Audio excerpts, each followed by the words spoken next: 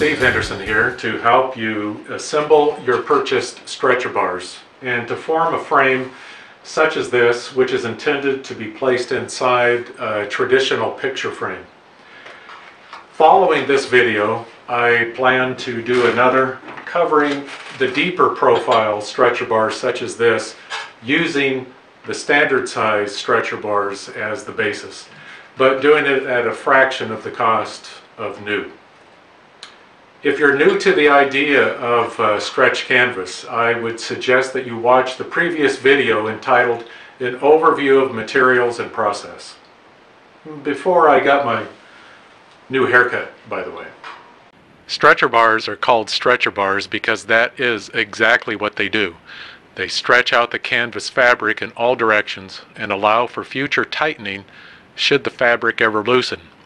This is why the corner and bracing joints of professional grade bars are never permanently fastened, but instead are slotted or mortised and tenoned or tongue and grooved to allow movement. Bars should be free of warp, twisting, bowing, splinters, and sharp or rough edges where it contacts the tensioned fabric. On well-made bars, the spline and slotted joint will fit snugly, requiring a little effort to fit together. When stretcher bars reach 36 to 40 inches long, you will want to begin bracing the frame to keep its squareness and flatness true over time. A bracing bar will generally be placed in the middle of the stretcher bar and attached with a mortise and tenon joint and keyed like the other joints to allow for expansion.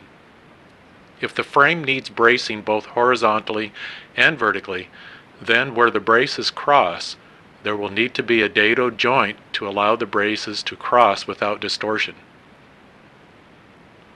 To begin the framework assembly, you need of course the 4 stretcher bars forming the frame and any bracing.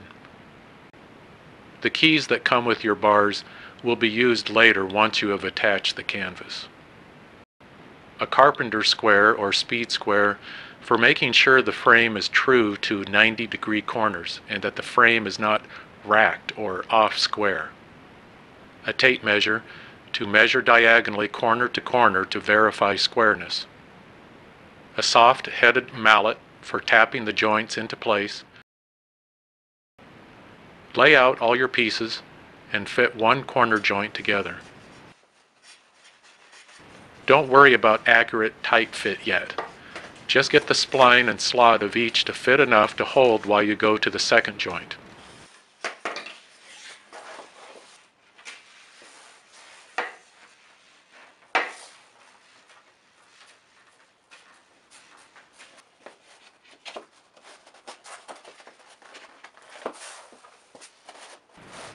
Once joined, you can then place one end of the brace into its mortise on one bar.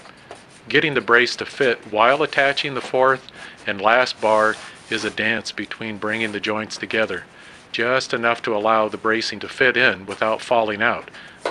Now take the mallet and gently tap the outside of the bars, allowing all 4 joints to come together tightly and evenly at the outside corners.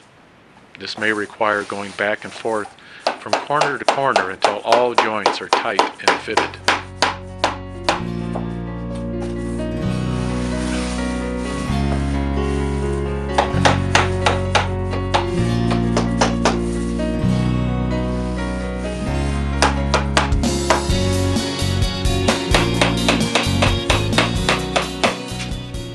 There are 2 basic ways to check that your frame is square and true.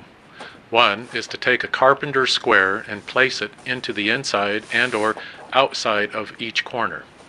Any gaps will show you which direction your frame is out of square. As you can see here, there is a gap between the square and the frame both inside and outside the corner, which we will call corner A.